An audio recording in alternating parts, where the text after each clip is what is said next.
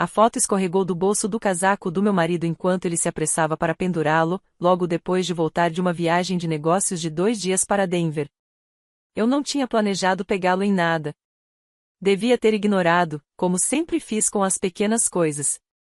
Mas algo dentro de mim parou. Uma sensação estranha percorreu minha espinha. Me abaixei. Não era uma foto de família, nem uma do nosso filho no jogo de beisebol de domingo. Não era uma foto minha mulher que esteve ao lado dele por 11 anos de casamento. Era uma Polaroid, daquelas antigas que quase ninguém usa mais, me encarando com uma inocência falsa que parecia zombar de mim. Minha mão tremia quando a virei. A imagem surgiu devagar, intensa, como se revelasse a verdade da forma mais cruel possível. 2 corpos entrelaçados em uma sala desconhecida, iluminada por uma luz amarela suave. Inconfundível. Fiquei paralisada, no meio da sala de estar da nossa casa no subúrbio de Minneapolis. O lugar que eu acreditava ser o mais seguro do mundo. O lugar que eu chamava de lar. O homem na foto era o meu marido, Ethan, com a mesma clavícula marcada por aquela cicatriz no ombro esquerdo que eu costumava beijar toda noite. A mulher estava de costas, os cabelos longos caindo como uma cortina sobre quase todo o rosto. Parecia acidental, mas para mim, foi deliberado. Havia algo perturbadoramente familiar nela. Eu não conseguia identificar, mas meu peito se apertou. A voz de Ethan veio da cozinha. Querida, cheguei. Enfiei rapidamente a foto no bolso do meu casaco, como se eu fosse a culpada de algo. Já pediu comida chinesa? Estou morrendo de fome. Já sim, gritei, com a voz perigosamente calma. Ele riu baixinho, veio até mim e beijou minha testa, como se tudo estivesse perfeitamente normal. Ainda quero tofu apimentado, né? Assenti. O cheiro estranho de uma colônia nova em sua camisa me fez dar meio passo para trás antes mesmo de perceber. Naquela noite, deitei de lado e fiquei observando enquanto ele dormia. Os olhos fechados, a boca entreaberta, o peito subindo e descendo num ritmo tranquilo. Esse homem já foi o meu mundo inteiro. E agora, eu estava deitada ao lado de um estranho com um rosto conhecido. Meu corpo permaneceu imóvel, minha respiração constante. Não era dormência. Era outra coisa. Algo mais frio. Aceitação. Segurei a foto na mão, virando-a de novo, como se descascar suas camadas pudesse revelar mais da verdade. A única pergunta que ecoava na minha cabeça não era há quanto tempo ele está me traindo, mas sim, quem é ela? E, mais importante, por que ela parecia tão familiar? Comecei a mudar na manhã seguinte não com lágrimas, nem com confrontos. Mas com silêncio. Um silêncio deliberado. Ethan ainda acordou cedo, como sempre. Fez café, leu as notícias no iPad. E eu apenas observei em silêncio, como uma estranha coletando informações sobre um homem que um dia foi tudo para ela. Notei um cheiro estranho na gola da camisa. Um perfume que não era meu, nem de nenhuma marca que eu conhecesse. Doce, suave, com um toque amargo. Forte como o cheiro da traição. Nas 3 semanas seguintes, vivi como 2 pessoas. Uma era Leia que Ethan achava que ainda tinha em casa, alegre, pontual, preparando o jantar, fazendo perguntas educadas. A outra era a verdadeira Leia silenciosa, calculista, rastreando cada pista que ele deixava para trás. Comecei pelo celular dele. Ele sempre o deixava virado para baixo. Uma noite, enquanto tomava banho, eu o virei. Estava destrancado. A primeira mensagem era de alguém salvo como JM. 3 palavras. Chegando hoje à noite. Quem era JM? Não era nenhum dos amigos próximos de Ethan. Nem um colega de trabalho que eu conhecesse. E quando entrei na conversa, meu coração batia tão forte que parecia querer escapar do meu peito. Senti sua falta. Não consegui dormir ontem à noite. Escolhi aquele vestido de propósito, aquele que você disse que ficou ótimo. Ela já está desconfiada? Li cada palavra, forçando minhas mãos a não tremerem. As mensagens datavam de semanas. Isso não era um caso passageiro, nem um deslize impulsivo. Era um relacionamento. Planejado. Emocional. Verifiquei o histórico do navegador dele e descobri que ele usava um aplicativo de mensagens oculto em um segundo telefone. Um segundo telefone? Naquela mesma noite, encontrei-o no porta-luvas do carro, guardado em uma bolsa cinza, velha e gasta. Ainda funcionava. Quando liguei o aparelho, ele estava desbloqueado. Como se Ita acreditasse que era esperto bastante para esconder tudo e que não precisava se proteger ainda mais. As mensagens daquele celular não eram de JM. Eram de Jay. Apenas Jay. E dessa vez, nada foi apagado. Textos longos, íntimos, intensos. Tive que engolir seco para continuar lendo. Ainda me lembro de quando nos esgueiramos atrás da Leia. Ela está tão ocupada com essas coisas de pais e professores, e com os projetos dela. Eu não achei que faria isso, mas quando vi o quanto você estava sofrendo por causa dela, não consegui ficar longe. Um arrepio percorreu minha espinha. Ela me conhecia. Conhecia meu trabalho, meus filhos, a rotina da minha casa. Era informação demais para ser de uma desconhecida. Numa noite qualquer, vasculhei uma velha caixa de memórias. Era onde eu guardava lembranças de feriados, bilhetes de amor, coisinhas sentimentais. Um hábito bobo que Ethan costumava rir e chamar de meu arquivo emocional. Lá dentro, encontrei um cartão de aniversário do ano anterior para minha prima Jenna. Querida Leia, sempre te admirei. Forte, bem-sucedida e decidida. Espero que um dia eu encontre alguém como o Ethan. A letra era suave, redonda, e a assinatura apenas a J. Coloquei o cartão de lado com o coração apertado. Jenna, 26 anos, terminou o mestrado no ano passado e se mudou para o bairro à beira do rio a apenas 10 minutos da minha casa. Eu a apresentei a Ethan numa festa de Natal.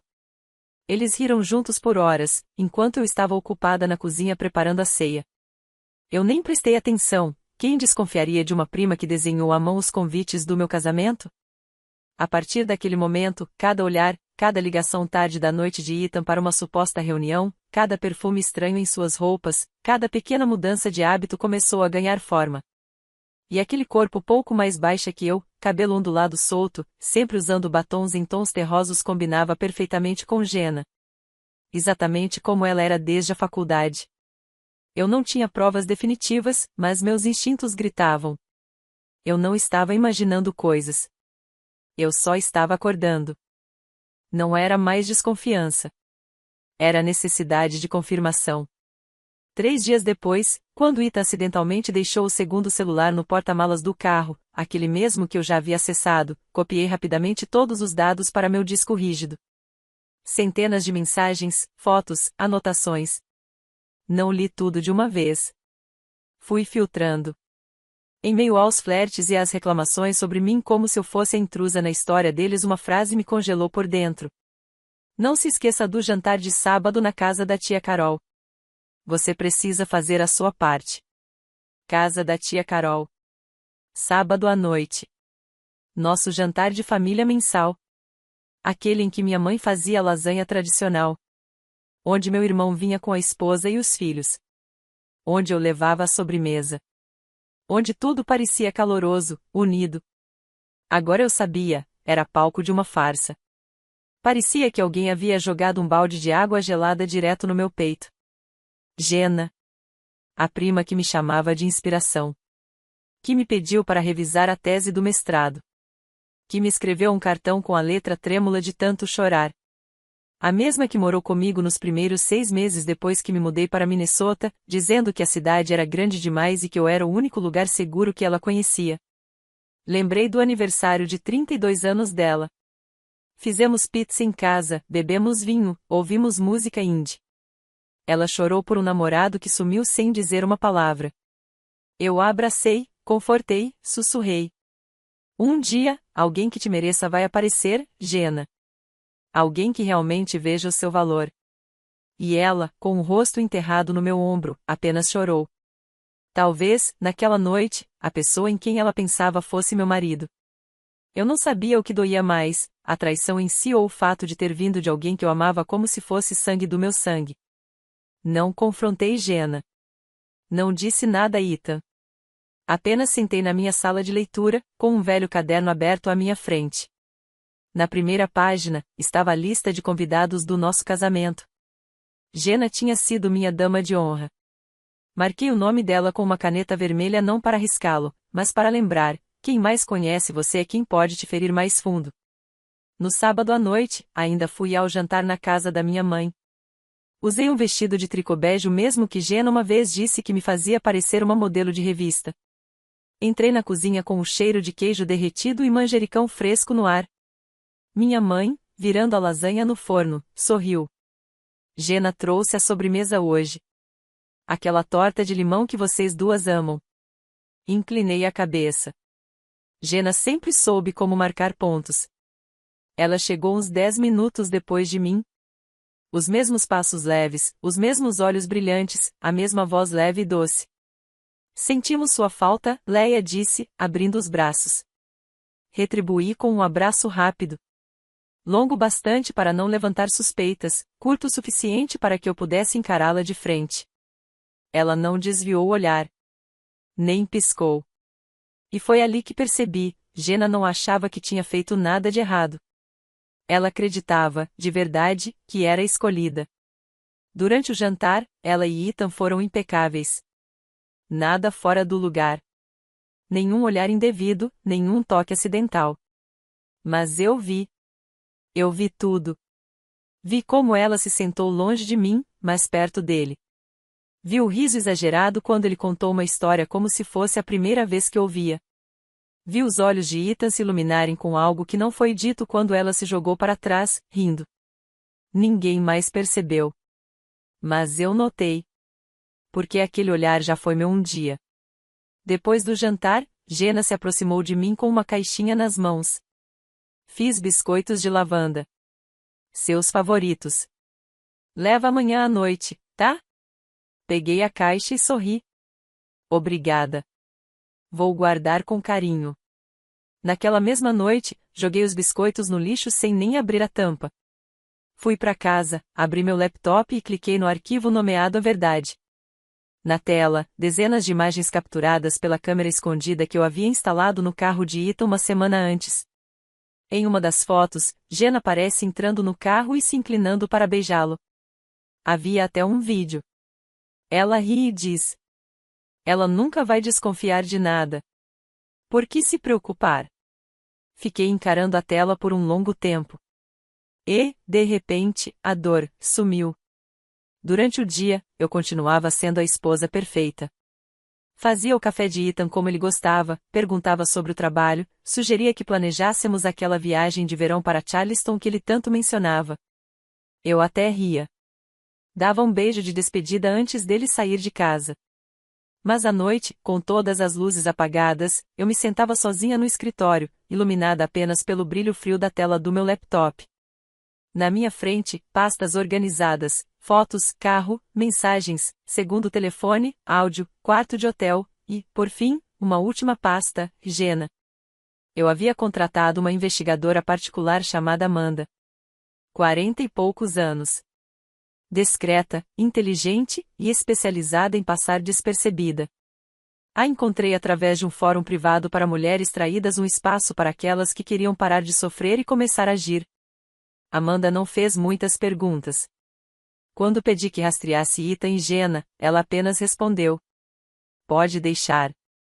Não importa o motivo. Eu só entrego resultados. E ela entregou. Em apenas 10 dias, Amanda me enviou quase 200 fotos, 12 vídeos, 6 gravações de áudio e um relatório de 23 páginas detalhando cada encontro de Ethan com Jenna em um apartamento alugado secretamente na região de St. Paul. O imóvel estava registrado em nome de J. M. Campbell. Pesquisei. Significava Jenna Marie Campbell. Ethan pagava o aluguel todos os meses usando um cartão de crédito corporativo secundário, vinculado à empresa dele. Não era apenas traição. Era também desvio de recursos. Amanda descobriu ainda que Jenna nunca havia trabalhado na ONG que exibia no LinkedIn. Na verdade, ela recebia um salário mensal pago por Ethan através da consultoria dele, disfarçado como despesas de mídia. Fiz backup de absolutamente tudo. Protegi os arquivos com uma senha exclusiva e guardei uma cópia em um HD externo, escondido na casa da minha mãe. Nenhum detalhe passou despercebido. Depois vieram os e-mails. Ethan sempre se achou esperto por usar uma conta de e-mail separada para assuntos pessoais, mas ele esqueceu que fui eu quem configurou toda a segurança digital da casa. Eu lembrava de todas as senhas. Encontrei dezenas de mensagens trocadas entre ele e Jenna, enviadas por domínios falsos como Art Resources e Vision Plus. Lá, eles falavam sobre lançar uma exposição de arte para Jenna. Não porque ela tivesse talento, ela não tinha, mas porque Ethan havia pressionado um cliente antigo, a Galeria Arlanley de York, para aceitá-la em troca de um contrato maior. Imprimi o e-mail completo e destaquei a frase que mais doeu. Ela é prima da Leia, mas ninguém precisa saber. Estamos jogando alto e vencendo. Essa exposição vai ser o ponto de virada. Só não esqueça de impressionar o pai dela. O meu pai. O mesmo homem que sempre duvidou da capacidade de Jenna, dizendo que ela era instável, sensível demais. E lá estava ela, tentando ganhá-lo de qualquer jeito. Também encontrei o contrato de locação da galeria, assinado por Ethan, com um valor de aluguel mais que o dobro da média. O motivo? Garantir os direitos de prioridade artística para Jenna. Lembrei do dia em que ela apareceu na minha casa com um bolo, sorrindo enquanto dizia que finalmente teria sua primeira chance real. Achei que era perseverança. Era um golpe bem financiado. Reproduzi um dos áudios gravados por Amanda. Jenna, com a voz baixa, dizia ao telefone. A Leia nunca vai saber. Ela vive no mundinho dela, entre filhos e trabalho. O Ethan é meu, não dela. Ela repetiu isso 2 vezes. Salvei esse trecho como toque de celular personalizado do Ethan. Um lembrete constante. Mesmo assim, à noite, eu ainda deitava ao lado dele. Ainda fazia carinho em suas costas. Ainda sussurrava, boa noite. Ele não fazia ideia de que eu já tinha reunido um dossiê completo, papéis do divórcio, uma denúncia ética profissional e o esboço de um processo civil caso ele decidisse reagir. Escolhi o último sábado do mês para agir, no mesmo dia em que Ethan seria promovido a diretor regional. O convite do evento dizia: celebração pela promoção de Ethan e estreia da exposição de Jenna na galeria. Convidei toda a família. Meus pais, os pais dele, irmãos, primos. Ninguém desconfiou de nada. Todos pensaram que eu tinha superado a tensão dos últimos tempos e estava pronta para recomeçar. Preparei o jantar com esmero. A lasanha preferida da minha mãe, costelas com mel para o sogro e a famosa salada de frutas da Jenna, aquela que ela sempre postava no Instagram com a legenda Sabor de Casa. A casa estava impecável. Uma música suave tocava na sala de jantar. Atrás do armário de cristal, escondido, um mini projetor conectado ao meu tablet. Nele, programei a apresentação da verdade. Jenna chegou com 15 minutos de atraso. Vestido creme, cabelos levemente ondulados, carregando uma caixinha com mousse de matcha. Desculpa. O trânsito estava péssimo. Mas eu não perderia essa noite por nada, disse, sorrindo para Ethan. Um sorriso que só eu reconheci. O sorriso de quem achava que já tinha vencido. Ethan retribuiu. Breve. Experiente. O sorriso de quem se acostumou com a mentira. O jantar começou. Risadas, brindes, histórias antigas sendo relembradas. Sentei-me à cabeceira da mesa. Levantei a taça. Obrigada por estarem aqui. Esta noite não é só para comemorar o novo cargo do Ethan. É também um momento para refletir sobre o que nos trouxe até aqui. Tenho um pequeno presente para compartilhar com vocês. Apertei o botão do controle remoto. O projetor acendeu. E, num facho de luz intensa, a verdade foi lançada sobre a parede branca atrás dos meus pais. As primeiras imagens eram do meu casamento com Ethan. Depois, vieram fotos de família ao longo dos anos, e em seguida, um piquenique no verão passado. Todos sorriam. Alguns assentiam com nostalgia. Jenna chegou a bater palmas suavemente. Continuei falando, com a voz calma. Mas há coisas que descobri recentemente, coisas que mudaram completamente a forma como vejo tudo isso. A tela mudou. Agora mostrava imagens de Ethan e Jenna no apartamento em Saint Paul, capturadas com nitidez pela câmera do investigador particular. A sala ficou em silêncio absoluto. Mas eu não parei. O próximo slide trouxe um áudio. A voz de Jenna ao telefone. A Leia nunca vai descobrir. Ela vive no mundo dela, entre trabalho e filhos. Ethan é meu, não dela. Jenna se levantou da cadeira no impulso. Leia, isso. Levantei a mão e a interrompi. Ainda não terminei. A apresentação seguiu com e-mails trocados entre Ethan e o diretor da Galeria Harland York. Nos e-mails, eles negociavam dar a Jenna uma exposição prioritária em troca de um contrato comercial mais robusto. Meu pai cerrou os punhos, os olhos vermelhos. Minha mãe levou a mão à boca, em choque. Continuei. Também enviei esses documentos, hoje de manhã, ao Comitê de Ética da empresa de Ethan e ao Conselho de Artes da cidade. A exposição da Jenna foi oficialmente cancelada. E, Ethan, uma reunião de emergência está marcada para segunda-feira às 8 da manhã. Ethan se levantou num pulo. Você é louca? Acabou de destruir tudo. Você destruiu primeiro. Eu só estou limpando os destroços. Fui até o aparador e peguei 2 envelopes lacrados. Estes são os papéis do divórcio. Já estão assinados. Só falta sua assinatura. Se fizer isso, eu não entrarei com ação criminal pelo uso indevido de verba corporativa. Entreguei o segundo envelope para Jenna. Este é um aviso legal. Você está oficialmente removida do testamento da família. Também inclui o cálculo da dívida que você me deve dos últimos 3 anos com juros. Assine, e eu não divulgarei o áudio em que me chama de idiota cega, apaixonada e sem noção. Nenhum dos dois se moveu. Olhei diretamente para Jenna. Você acha que me conhece? Não tem ideia de quantos contratos, negociações e litígios eu já gerenciei. Você viu um rosto calmo e presumiu que isso era fraqueza. Mas esqueceu que silêncio não significa submissão. Ninguém disse nada. Só se ouvia o leve tilintar das taças de vinho. Respirei fundo. Ethan. Jenna. Eu não preciso das suas desculpas. Só preciso que vocês saiam da minha vida. Desta vez, toda a minha família ficou ao meu lado. Ninguém os defendeu. Ninguém sequer hesitou. Depois de alguns segundos eternos, meu pai foi o primeiro a romper o silêncio. Saiam. Agora. A voz dele era baixa, mas firme como rocha. Minha mãe permaneceu imóvel, lágrimas escorrendo no prato ainda pela metade. Ela não gritou. Não as defendeu, como eu temia. Apenas disse, com tristeza. Depois do que você fez com sua prima. O que você acha que ainda significa fazer parte desta família? Jenna não protestou. Não se mexeu.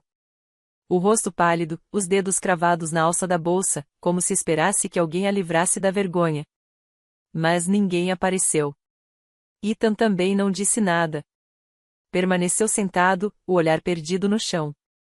Sem raiva, sem negação.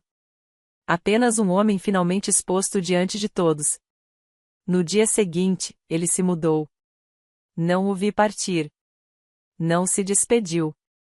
Deixou apenas um bilhete com seu novo endereço, um aluguel temporário perto do aeroporto. Enviei os papéis do divórcio já autenticados com uma simples nota. Devolva metade da minha vida que você tirou assinando onde indicado. 3 dias depois, o advogado dele respondeu. Ethan aceitou todos os termos. Sem discussão. Sem exigências.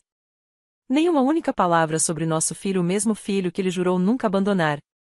A empresa emitiu um memorando interno. O cargo de Ethan foi suspenso temporariamente e transferido para o escritório de Seattle, sob a revisão interna. Todos sabiam, era uma maneira discreta de afastá-lo de vez. Jenna desapareceu das redes sociais. Nada mais de selfies com cafés ou vídeos pintando à noite. Soube, por minha mãe, que ela foi para a casa de uma antiga amiga em Chicago. Alguns dias depois, alguém comentou que ela estava trabalhando meio período em uma pequena livraria evitando qualquer conversa. Minha mãe às vezes mencionava Jenna, mas nunca me pressionou a perdoá-la. Ela entendia bem os limites que haviam sido rompidos e que jamais poderiam ser reconstruídos. Na comunidade artística, as pessoas que antes admiravam Gena começaram a fazer perguntas. A Galeria Aaron York passou por uma investigação ética, e a próxima exposição dela foi adiada por tempo indeterminado. Teve até quem me chamasse de a esposa mais inteligente do ano em uma postagem que viralizou discretamente no Reddit. Mas, sinceramente, eu já não me importava mais com isso. Vendi a antiga casa logo depois que o divórcio foi oficializado. Apesar de estar em meu nome, não conseguia viver entre aquelas paredes que haviam assistido, em silêncio, a uma traição tão fria e persistente.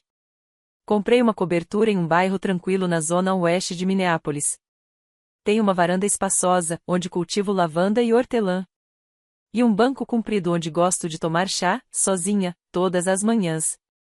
Com o tempo, os amigos começaram a voltar.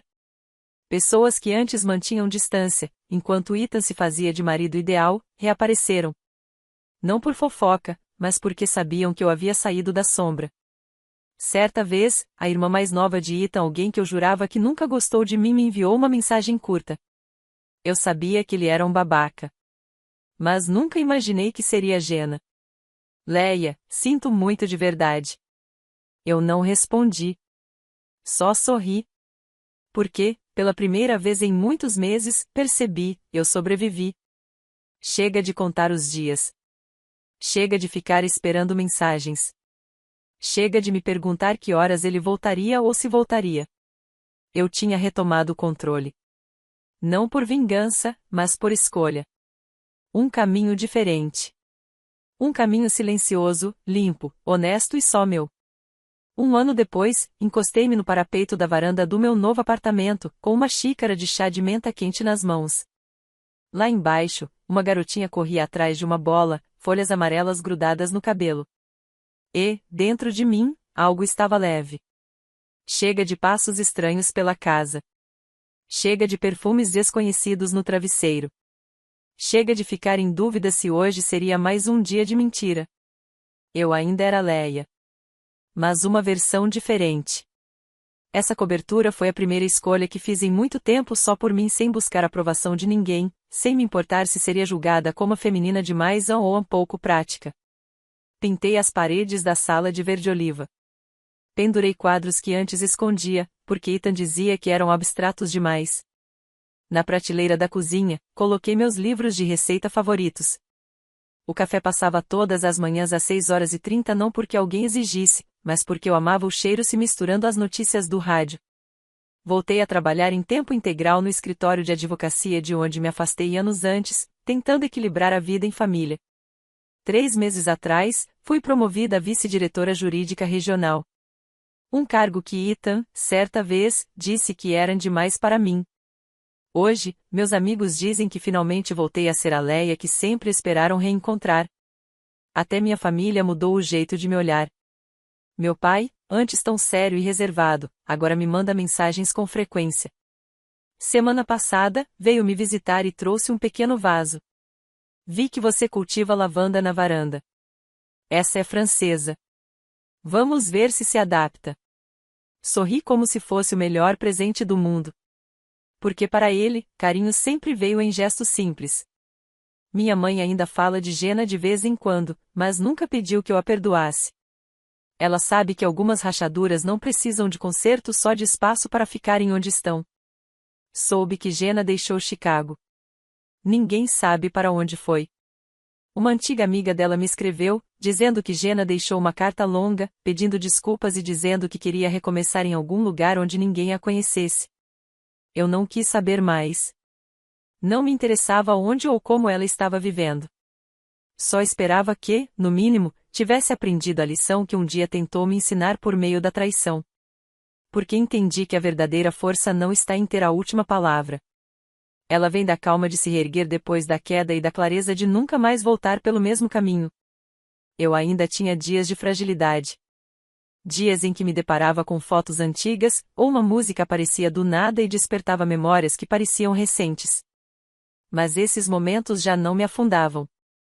Eram, agora, provas de que eu vivi, sofri e superei. Numa sexta-feira à noite, convidei alguns amigos próximos. Fizemos pizza do zero, Tocamos uma música suave e demos boas risadas ao compartilhar histórias hilárias sobre nossos empregos. Enquanto eu servia a última taça de vinho, alguém comentou: Leia, você mudou.